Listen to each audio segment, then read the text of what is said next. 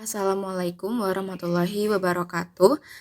Perkenalkan, kami dari kelompok 2, kelas Sistem Informasi Akuntansi B. Di sini kami akan menjelaskan mengenai siklus pengeluaran, pembelian, dan pengeluaran kas. Berikut ini merupakan anggota dari kelompok 2. Yang pertama ada Muhammad Faisal Bahmid, NPM 027. Yang kedua ada Ika Nirmalasari, NPM 050. Yang ketiga ada Dinar Gustina Bilah, NPM 053. Yang keempat ada Putri Arimbi Nuritasari, NPM 057. Yang kelima ada Mahadevi Pramudia Wardani, NPM 69. Dan yang terakhir ada Silvani Putri, NPM 76. Baik, perkenalkan nama saya Putri Arimbi, NPM 057. Yang pertama, saya akan menjelaskan mengenai siklus pengeluaran atau expenditure cycle. Nah, siklus pengeluaran itu merupakan serangkaian aktivitas bisnis dan operasi pemrosesan informasi terkait yang terus-menerus berhubungan dengan pembelian serta pembayaran pada barang dan jasa. Nah, siklus pengeluaran ini berfokus pada perolehan bahan baku, barang jadi, perlengkapan, dan juga jasa. Selanjutnya ada diagram konteks siklus pengeluaran. Di dalam siklus pengeluaran, pertukaran informasi eksternal utama dengan pemasoknya atau vendor. Nah, alur dari diagram ini dimulai dari adanya informasi kebutuhan akan membeli bahan baku maupun back order barang dari siklus produksi dan pendapatan, pengendalian persediaan, serta berbagai departemen. Setelah itu, dilakukanlah pembelian, pembayaran, dan menerima barang beserta faktur atau nota dari pemasok. Selanjutnya, setelah barang dan bahan baku tiba, pemberitahuan penerimaannya mengalir kembali ke sumber-sumber dari siklus pengeluaran. Nah, informasi mengenai daftar persediaan akan mengalir kembali ke sumber-sumber yang membutuhkan seperti siklus pendapatan, siklus produksi, dan berbagai bagian di dalam perusahaan. Sedangkan untuk data mengenai biaya seperti faktur atau nota beserta daftar pembelian akan mengalir dari siklus pengeluaran ke sistem buku besar dan pelaporan untuk dimasukkan ke dalam laporan keuangan perusahaan. Nah, selanjutnya terdapat tujuan utama dari siklus pengeluaran. Nah, tujuan utama dari siklus pengeluaran itu sendiri yaitu untuk meminimalkan total biaya perolehan dan pemeliharaan persediaan, perlengkapan, dan berbagai layanan yang diperlukan perusahaan untuk berfungsi. Nah, untuk mencapai tujuan tersebut, manajemen harus membuat beberapa keputusan sebagai berikut. Misalnya saja, berapakah tingkat optimal persediaan dan perlengkapan yang harus dimiliki, atau pemasok manakah yang menyediakan kualitas dan layanan terbaik dengan harga terbaik, atau bagaimana perusahaan dapat mengkonsolidasikan pembelian antar unit untuk mendapatkan harga optimal. Nah, jawaban atas pertanyaan-pertanyaan ini akan mengarah bagaimana sebuah perusahaan menjalankan beberapa aktivitas siklus pengeluaran dasar. Nah, beberapa aktivitas dari siklus pengeluaran dasar itu terdapat 4, yaitu yang pertama, memesan bahan baku, perlengkapan, dan jasa. Yang kedua, menerima bahan baku, perlengkapan, dan jasa. Yang ketiga, menyetujui faktor pemasok. Dan yang terakhir ada pengeluaran kas. Nah, untuk lebih jelasnya, pada slide selanjutnya akan terdapat diagram arus data tingkat 0 dari siklus pengeluaran untuk menjelaskan 4 aktivitas dari siklus pengeluaran dasar. Dan berikut ini merupakan diagram arus data tingkat 0 dari siklus pengeluaran untuk menjelaskan 4 aktivitas pada slide sebelumnya. Alur pada diagram ini dimulai dari adanya permintaan akan pengadaan barang atau bahan baku oleh siklus produksi, siklus pendapatan, dan berbagai departemen yang ada di dalam perusahaan. Selanjutnya, dilakukannya kegiatan pemesanan berdasarkan pertimbangan informasi dari data pemasok dan data persediaan. Jika sudah ditentukan, maka akan dilakukan penginputan data pembelian dan dilakukannya pesanan pembelian kepada pemasok. Lalu pemasok mengirimkan barang ke bagian penerimaan. Nah, bagian penerimaan akan melakukan pengecekan apakah sudah sesuai dengan data pada daftar pembelian. Nah, jika sudah sesuai, akan dilakukan penginputan data pemasok dan data persediaan untuk memberikan informasi bahwa barang yang dipesan sudah diterima. Lalu pada bagian pembelian akan membuat salinan atau kopi dari daftar pembelian untuk diberikan ke bagian simpanan persediaan atau gudang. Lalu selanjutnya akan dilakukan keputusan apakah faktur atau nota yang diterima perusahaan disetujui karena sudah sesuai dengan informasi dari data daftar pembelian. Jika sudah disetujui, maka selanjutnya dilakukan penginputan pada data utang seperti pencatatan di buku besar dan pelaporan. Lalu kegiatan terakhir merupakan dilakukannya pembayaran kepada pemasok berdasarkan informasi dari data utang perusahaan. Nah, pada bagian ini tuh merupakan bagian dari pengeluaran kas. Lalu selanjutnya ada sistem informasi siklus pengeluaran.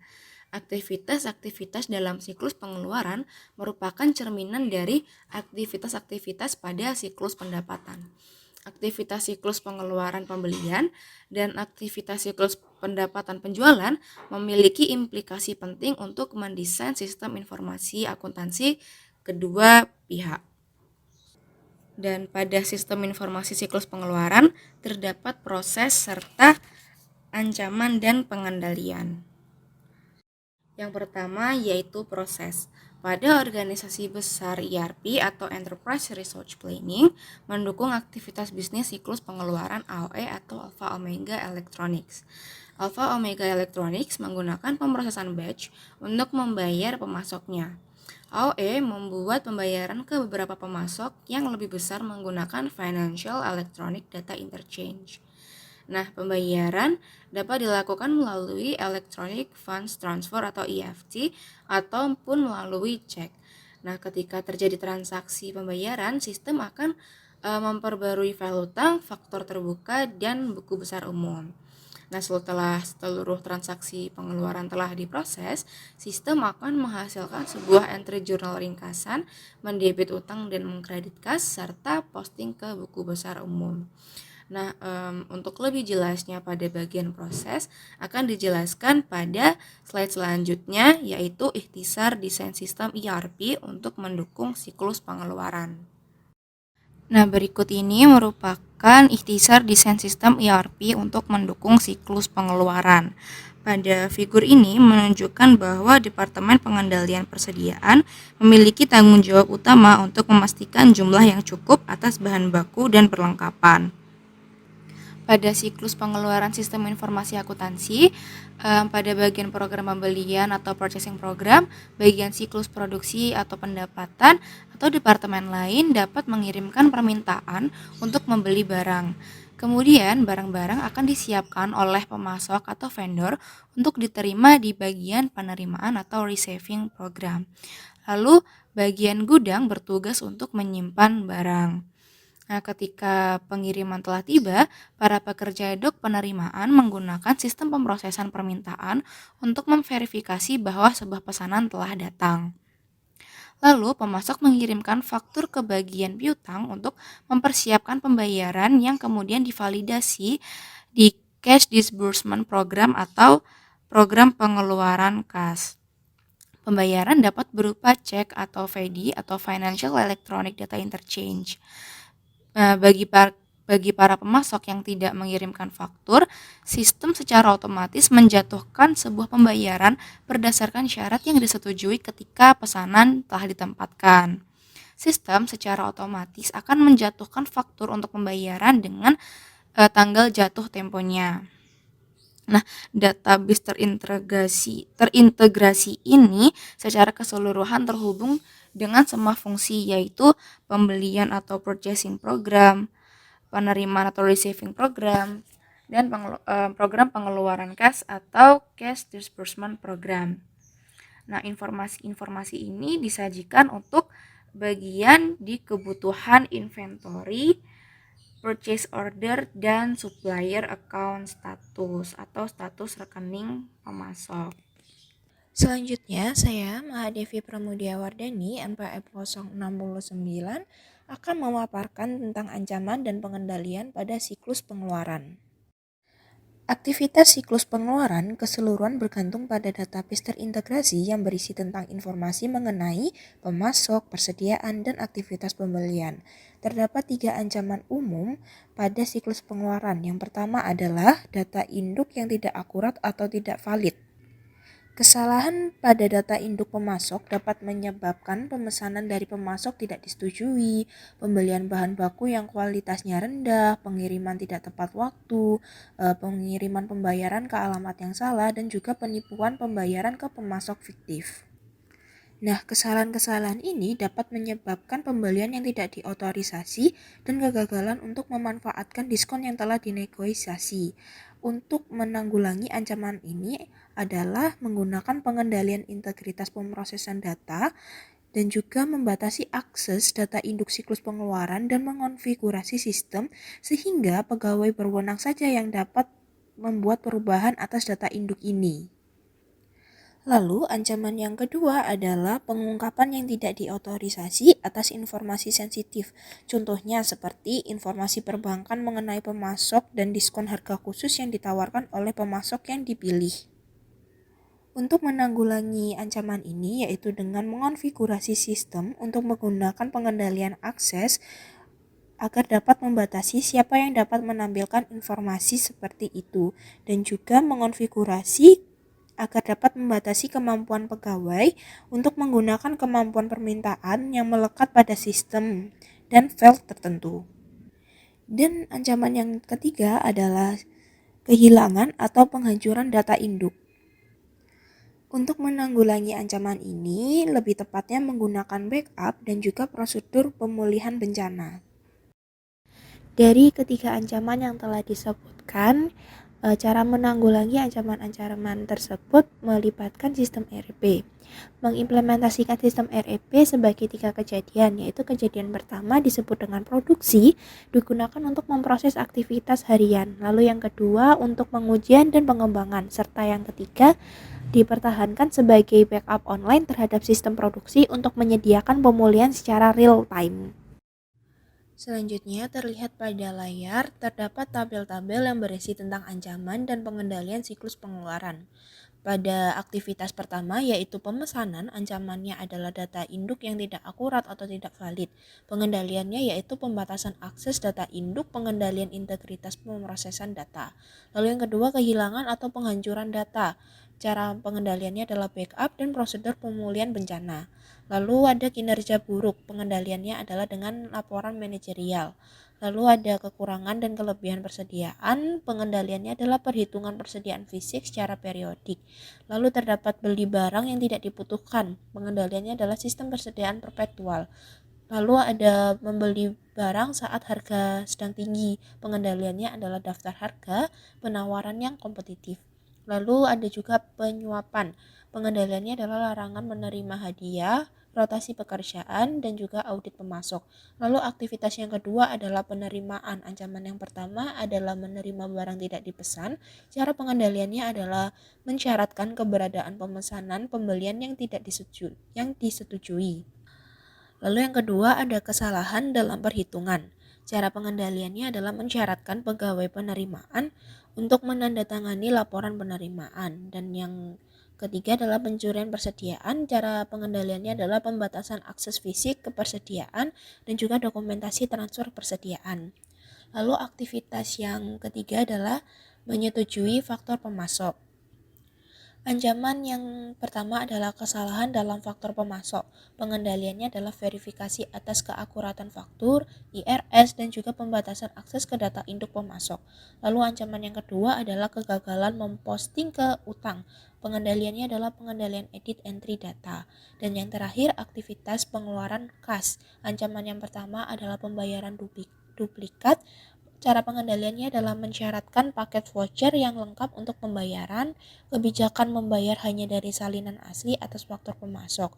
Lalu ancaman yang kedua adalah pencurian kas. Pengendaliannya adalah keamanan fisik atas cek kosong, akuntansi periodik untuk seluruh cek. Lalu ancaman yang terakhir adalah mengecek perubahan. Cara pengendaliannya adalah mesin perlindungan cek, penggunaan tinta dan kertas khusus, dan juga anggaran arus kas. Kunci untuk mengevaluasi manajemen persediaan yaitu perputaran persediaan yang merupakan rasio dari harga pokok penjualan dibagi dengan persediaan di tangan. Para akuntan tentu perlu untuk memahami bagaimana aktivitas bisnis dijalankan dalam rangka untuk mendesain laporan lain yang dapat membantu manajemen mengelola persediaan dengan lebih baik. Laporan lain ini dapat membantu manajemen untuk mengidentifikasi kepentingan relatif dari berbagai barang persediaan. Para akuntan juga dapat membantu manajer dengan mendesain berbagai laporan mendetail dan metrik yang relevan untuk mengevaluasi setiap aktivitas bisnis dalam siklus pengeluarannya. Halo, perkenalkan saya Dinar Gustina Bila dengan NPM 19013010053 yang akan melanjutkan pembahasan materi pada bab ini. Berikut saya akan menjelaskan mengenai memesan bahan baku, perlengkapan, dan jasa. Yang pertama yaitu dengan mengidentifikasi barang apa saja yang dipesan, kemudian kapan barang harus dipesan, serta berapa banyak harus memesan barang tersebut. Yang dimana prosesnya ini menggunakan pendekatan tradisional atau economic order quantity, yaitu pendekatan untuk menjaga stok yang cukup sehingga produksi berlangsung tanpa adanya hambatan. Pendekatan ini berdasarkan pada perhitungan ukuran pemesanan optimal untuk meminimalkan jumlah biaya pemesanan, biaya penyimpanan, dan biaya kehabisan stok. Biaya pemesanan sendiri merupakan biaya yang terjadi ketika proses transaksi pembelian. Lalu yang kedua, biaya penyimpanan merupakan biaya penahanan barang. Dan ketiga yaitu biaya kehabisan stok atau biaya karena adanya kekurangan persediaan akibat kerugian yang disebabkan penjualan yang hilang atau penundaan produksi. Nah, dalam pendekatan economic order quantity itu dapat meminimalkan beberapa biaya, tetapi biaya penyimpanan dalam pendekatan ini masih terhitung cukup tinggi, sehingga beberapa tahun terakhir ini perusahaan di Amerika Serikat seperti McD itu mereka meminimalkan atau bahkan mengeliminasi sejumlah persediaan di tangan dengan mengadopsi perencanaan kebutuhan material ataupun sistem persediaan just in time. Nah, perencanaan kebutuhan material yaitu mengurangi tingkat persediaan yang dibutuhkan dengan meningkatkan akurasi teknik perkiraan untuk menjadwalkan pembelian dengan lebih baik. Lalu ada sistem persediaan just in time yaitu dengan meminimalkan atau mengeliminasi persediaan secara virtual dengan membeli dan memproduksi barang hanya sebagai respon terhadap penjual aktual. Nah, selanjutnya dalam proses pengidentifikasian ini terdapat ancaman serta cara pengendaliannya. Yang pertama yaitu ancaman catatan persediaan yang tidak akurat, di mana catatan yang tidak akurat ini dapat mengakibatkan kehabisan stok atau persediaan yang berlebih, yang dapat dikendalikan dengan metode persediaan perpetual. Nah, tetapi persediaan perpetual itu dapat terjadi salah entry sehingga data tidak lagi akurat, sehingga dibutuhkan teknologi informasi untuk mengurangi kesalahan pencatatan manual. Hal ini dilakukan untuk meningkatkan ketepatan data. Pengendalian yang selanjutnya dapat dilakukan adalah dengan melekatkan tabel RFID. Yang ketiga yaitu menghitung persediaan di tangan secara periodik, lalu dibandingkan dengan catatan perpetual yang telah dibuat sebelumnya. Nah, lalu ada ancaman yang kedua yaitu pembelian barang saat ini tidak dibutuhkan, yang dapat dikendalikan dengan meninjau dan menyetujui permintaan pembelian dan fungsi pengendalian yang tersentralisasi. Nah, kemudian hal kedua dalam pemesanan yaitu memilih pemasok. Hal yang harus diperhatikan yaitu seperti berapa harga bahan baku tersebut, kemudian yang kedua kualitas dari bahan baku tersebut, dan yang ketiga yaitu keandalan dalam pengiriman bahan baku tersebut. Selanjutnya terdapat dua jenis pesanan. Yang pertama ada pesanan pembelian, merupakan dokumen yang secara formal meminta pemasok untuk menjual dan mengirimkan produk tertentu pada harga yang ditentukan. Biasanya dalam pesanan pembelian dilakukan satu kali pembelian. Nah, yang kedua yaitu pesanan pembelian selimut, yang merupakan komitmen untuk membeli barang-barang tertentu pada harga-harga yang telah ditentukan dari pemasok untuk jangka waktu yang telah ditentukan. Dalam pembelian selimut, biasanya perusahaan melakukan satu kali pembelian, sedangkan pengiriman barangnya dilakukan dalam jangka waktu yang telah ditetapkan. Untuk selanjutnya yaitu besarnya biaya pembelian. Besarnya biaya pembelian ini salah satu pemicunya yaitu karena jumlah pesanan yang diproses.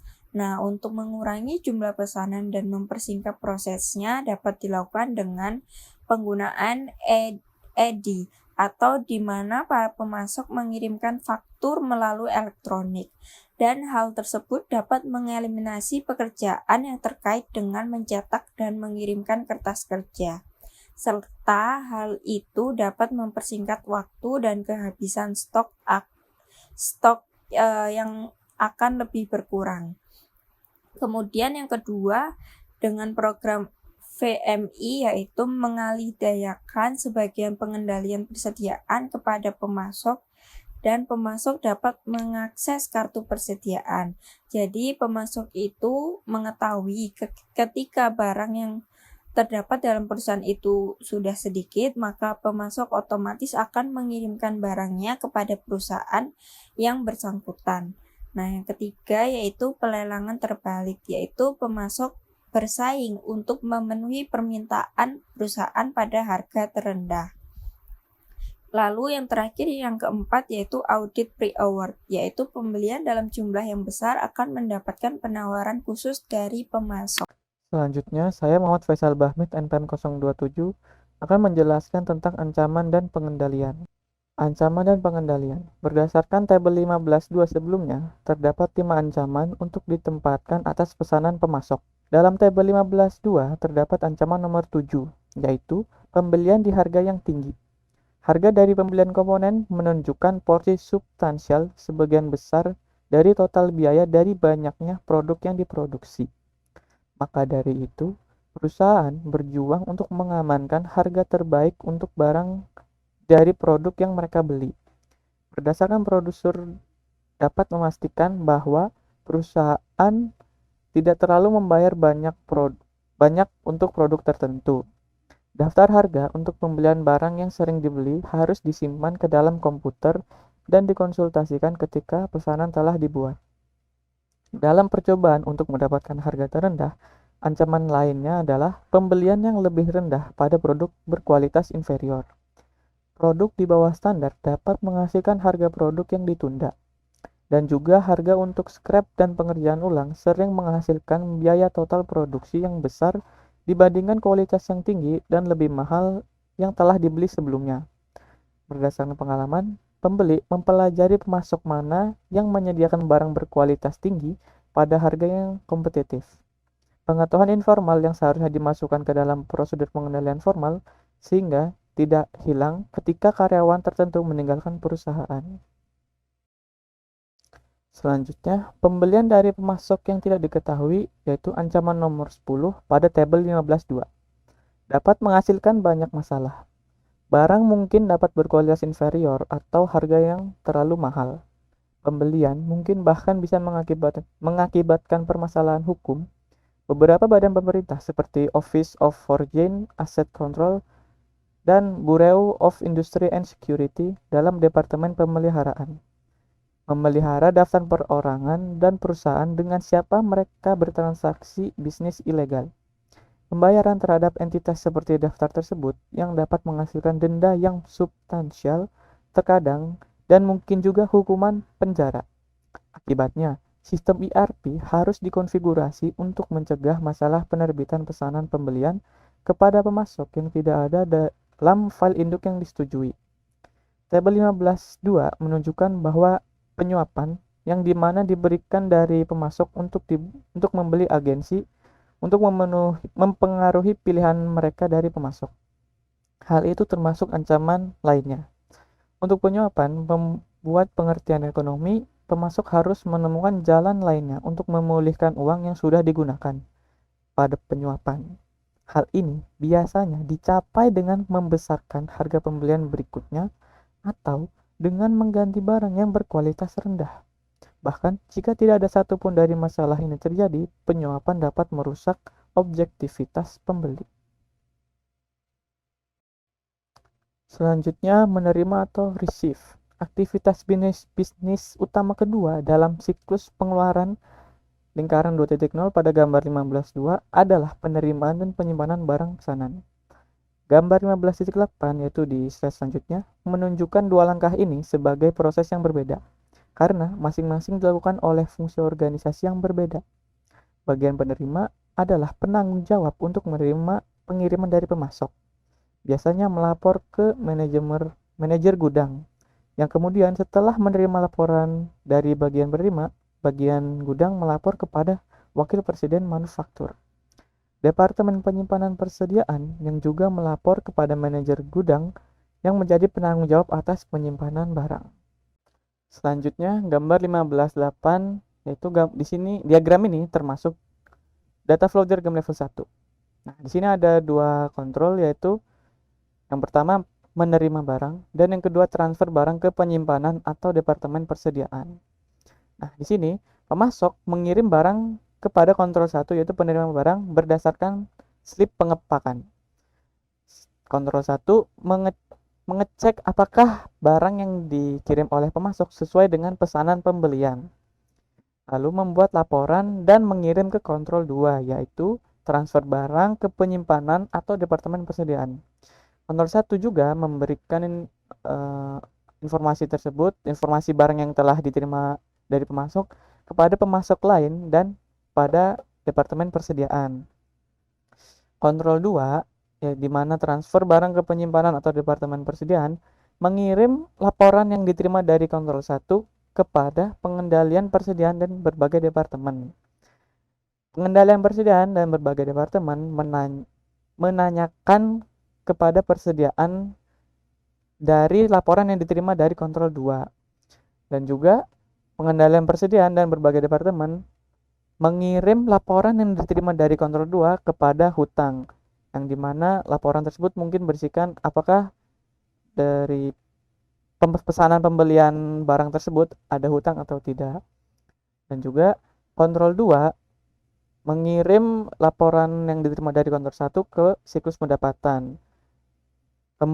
Dan kontrol 2 memberitahukan kepada kontrol 1 untuk barang yang akan dipesan kembali. Selanjutnya, perkenalkan, saya Ika Nirmalasari, NPM 050, akan melanjutkan materi terkait penerimaan. Proses penerimaan.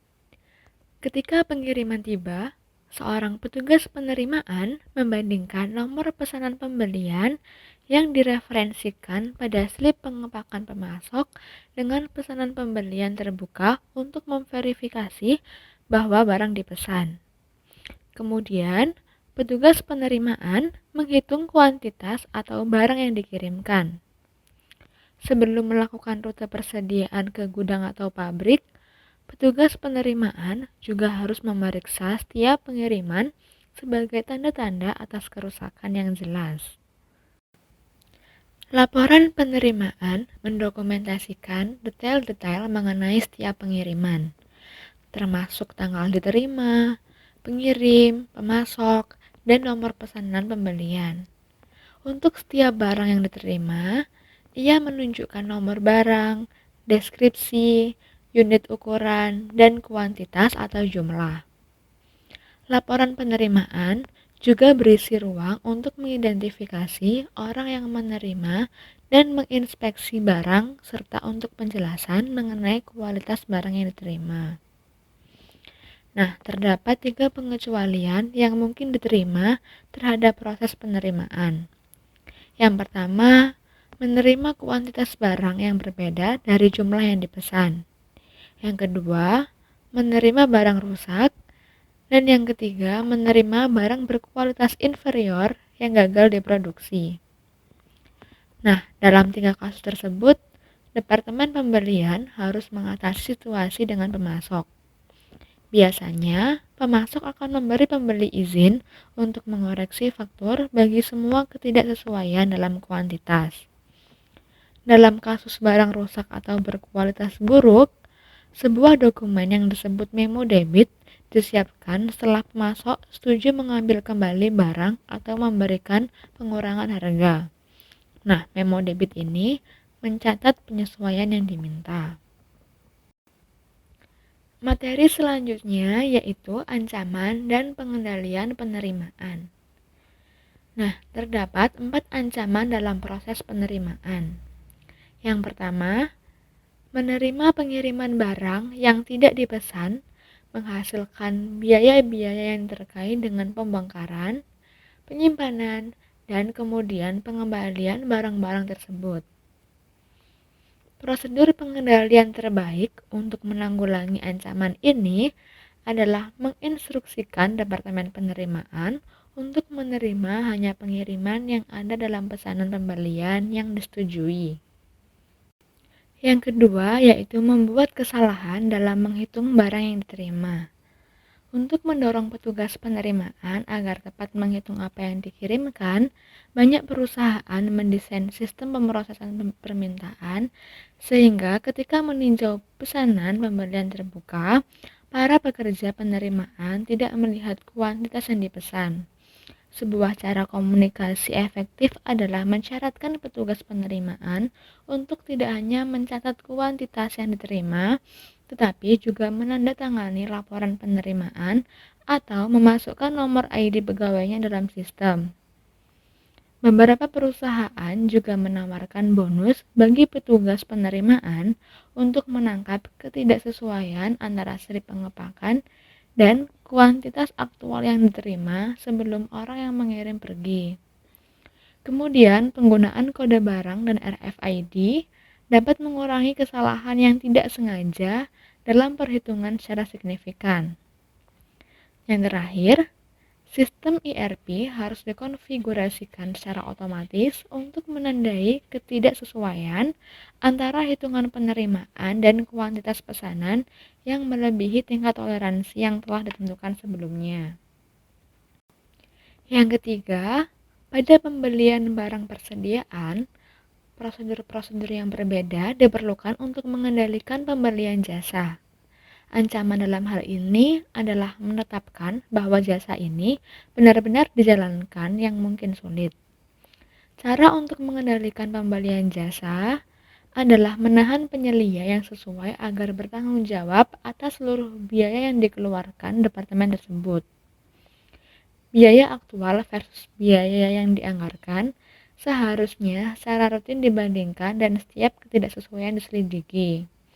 Selain itu, untuk mencegah penagihan yang curang bagi jasa, teknik yang paling efektif adalah bagi jasa audit internal untuk menjalankan tinjauan mendetail secara periodik atas kontrak bagi jasa. Kemudian, yang keempat yaitu pencurian persediaan. Nah, beberapa prosedur pengendalian dapat digunakan untuk mengamankan persediaan terhadap kehilangan. Yang pertama, persediaan seharusnya disimpan dalam lokasi yang aman dengan akses yang terbatas. Yang kedua, seluruh transfer persediaan dalam perusahaan seharusnya didokumentasikan. Dokumentasi tersebut memberikan informasi yang diperlukan dalam menetapkan akuntabilitas untuk setiap kekurangan persediaan. Dengan demikian, mendorong pegawai untuk mengambil perawatan khusus untuk mencatat segala pergerakan persediaan secara akurat. Yang ketiga, penting untuk menghitung persediaan di tangan secara periodik dan merekonsiliasi perhitungan tersebut dengan persediaan. Yang terakhir, Pemisahan tugas yang tepat dapat membantu meminimalkan risiko pencurian persediaan. Pemberian utang menyetujui faktur pemasok untuk pembayaran. Sebuah kewajiban hukum untuk membayar pemasok timbul pada saat barang diterima. Meski demikian, sebagian besar perusahaan mencatat utang hanya setelah penerimaan dan persetujuan atas faktur pemasok. Prosesnya yaitu ketika faktur pemasok diterima, Departemen Bagian Utang bertanggung jawab untuk mencocokkannya dengan pesanan pembelian dan laporan penerimaan yang berkaitan. Kombinasi faktur pemasok dan dokumen pendukung yang terkait ini menciptakan apa yang disebut dengan paket voucher. Setelah memberi persetujuan memverifikasi bahwa perusahaan telah menerima apa yang ia pesan, faktur tersebut disetujui untuk pembayaran. Ada dua cara untuk memproses faktur pemasok, yaitu sistem non-voucher dan sistem voucher. Sistem non-voucher adalah metode untuk memproses utang yang tiap-tiap fakturnya disetujui untuk diposting ke catatan pemasok individual dalam file utang, kemudian disimpan dalam file faktur terbuka.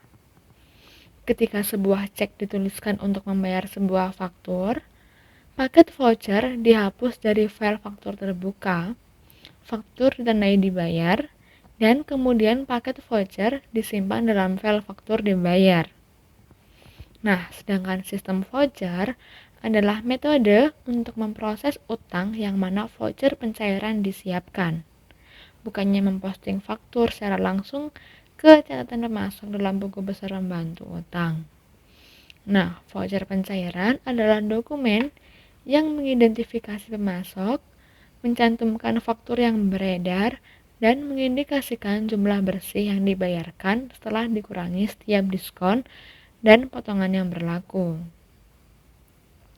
Sistem voucher menawarkan 3 manfaat atas sistem non-voucher.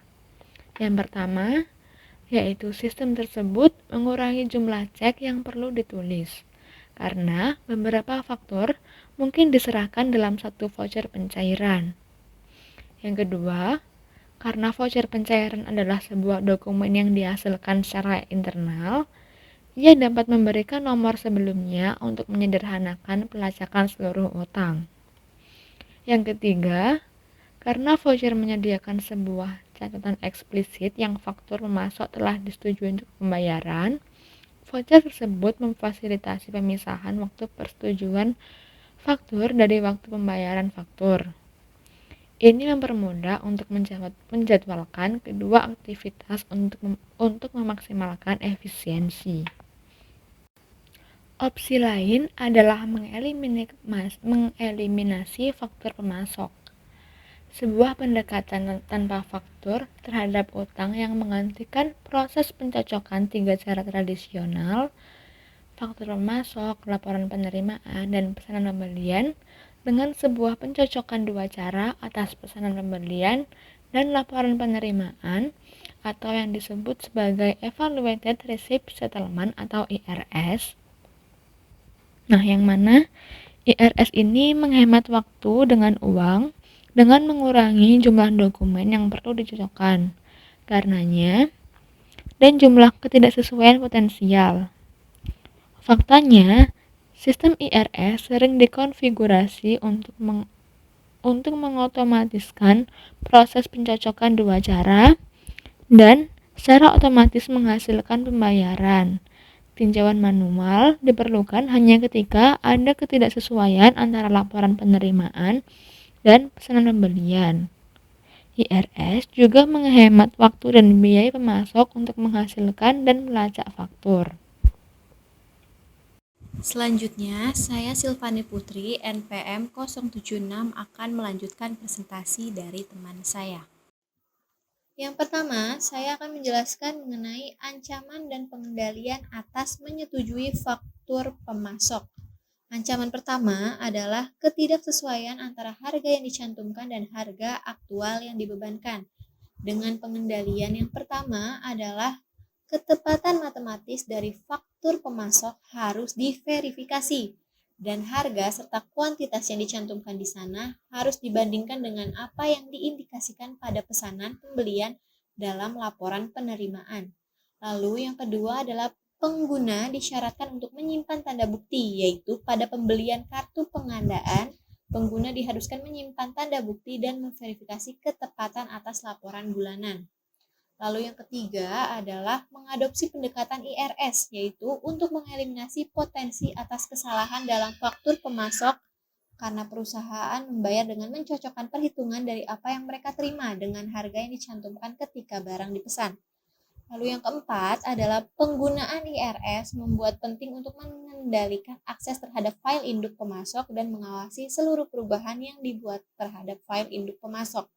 Karena perubahan yang tidak diotorisasi atas harga dapat menghasilkan lebih bayar kepada pemasok. Lalu yang kelima yaitu memiliki audit internal yang secara periodik memverifikasi ketepatan atas tagihan pengiriman dan faktur. Lalu yang selanjutnya adalah ancaman kedua yaitu kesalahan dalam mencatat dan posting pembayaran ke pemasok yang akan menghasilkan kesalahan tambahan dalam laporan keuangan dan juga kinerja yang pada akhirnya dapat berkontribusi pada pembuatan keputusan yang buruk. Nah, hal ini dapat dikendalikan dengan yaitu pengendalian entry data dan pemrosesan untuk memastikan integritas pemrosesan, yaitu membandingkan perbedaan dalam saldo rekening pemasok dengan total jumlah dari faktur yang diproses. Lalu, pengendalian kedua yaitu adalah dengan merekonsiliasi secara periodik seluruh saldo rekening pemasok dengan jumlah dari akun kontrol utang dalam buku besar umum. Selanjutnya, saya akan menjelaskan mengenai pengeluaran kas, yaitu dengan proses kasir adalah orang yang melapor ke bendahara dan bertanggung jawab untuk membayar ke pemasok. Hal ini adanya pemisahan fungsi penyimpanan yang dijalankan kasir dari fungsi otorisasi dan pencatatan yang dijalankan oleh masing-masing departemen pembelian dan utang. Pembayaran dibuat ketika bagian utang mengirimkan voucher kepada kasir, meskipun banyak pembayaran dibuat dengan cek, penggunaan EFT dan FEDI semakin meningkat. Selanjutnya, ancaman dan pengendalian atas pengeluaran kas. Ancaman yang pertama yaitu kegagalan dalam memanfaatkan diskon pembelian dapat dikendalikan dengan pengendalian yaitu yang pertama adalah pengajuan pembayaran yang tepat. Nah, faktur yang disetujui harus diajukan berdasarkan tanggal jatuh tempo dan sistem harus didesain untuk melacak tanggal jatuh tempo faktur dan mencetak sebuah daftar seluruh faktur yang beredar secara periodik. Lalu yang kedua adalah anggaran arus kas masuk yang diharapkan dan komitmen. Nah, sebuah anggaran kas yang mengindikasikan arus kas masuk yang diharapkan dan komitmen yang dapat membantu perusahaan untuk memanfaatkan diskon pembelian yang tersedia. Karena di dalam anggaran arus kas terdapat informasi-informasi keuangan. Nah, lalu selanjutnya adalah ancaman yang kedua yaitu membayar barang yang tidak diterima. Dapat dilakukan pengendalian yang pertama yaitu membandingkan kuantitas antara faktur pemasok dengan kuantitas yang dimasukkan oleh pihak pengendalian persediaan yang menerima transfer atas barang dari persediaan departemen penerimaan. Nah, banyak perusahaan mensyaratkan Departemen Pengendalian Persediaan untuk mendukung pembayaran faktur pemasok.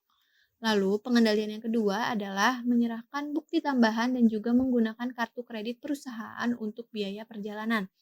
Nah, pada kasus ini adalah yaitu banyak pegawai yang melakukan klaim palsu, yaitu pegawai yang melakukan perjalanan dengan membeli tiket dengan harga murah namun melakukan klaim dengan harga tiket yang paling mahal. Maka dari itu, pengendalian tersebut berguna agar perusahaan membayar sesuai dengan apa yang pegawai lakukan. Selanjutnya adalah ancaman dan pengendalian yang ketiga, yaitu ancaman yang ketiga adalah pembayaran duplikat. Nah, dengan pengendalian yang dapat dilakukan adalah penyetujuan faktur harus disertai dengan paket voucher lengkap, yaitu pesanan pembelian dan laporan penerimaan. Lalu yang kedua adalah peraturan untuk membayar hanya dari salinan asli atas faktur pemasok, yaitu sebagian besar faktur duplikat yang pemasok kirimkan dengan jelas mengindikasikan bahwa faktur tersebut bukan yang asli. Nah, pembayaran seharusnya tidak pernah diotorisasi apabila faktur adalah fotokopi.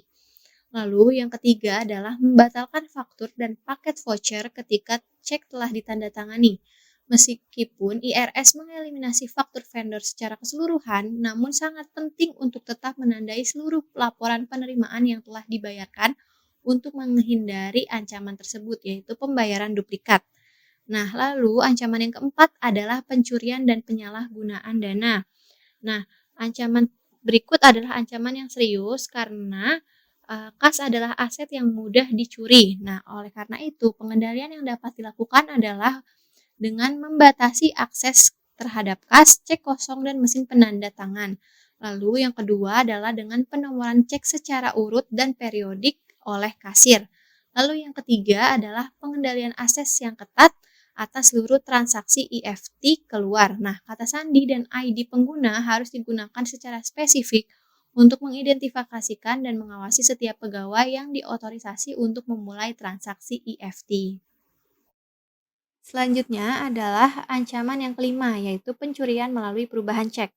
Nah, dapat dilakukan pengendalian yang pertama yaitu menggunakan mesin perlindungan cek yang dapat mencetak jumlah warna yang berbeda. Lalu yang kedua adalah menggunakan tinta khusus. Nah, tinta khusus yang dimaksud adalah yang dapat mengubah warna jika cek tersebut diubah dan mencetak pada kertas khusus. Nah, kertas khusus yang dimaksud adalah kertas khusus yang mempunyai tanda. Nah, hal ini dapat mengurangi terjadinya perubahan dalam cek. Lalu, pengendalian yang ketiga adalah pembayaran positif yang melibatkan pengiriman sebuah daftar harian atas seluruh cek sah kepada bank. Hal ini adalah rekonsiliasi bank yang merupakan pengendalian efektif karena dapat mempermudah pemulihan dari bank apabila terdapat pengidentifikasian penipuan cek. Lalu, yang keenam adalah masalah arus kas. Nah, masalah arus kas ini dapat dilakukan pengendalian yaitu dengan merencanakan dan mengawasi pengeluaran dalam bentuk anggaran kas.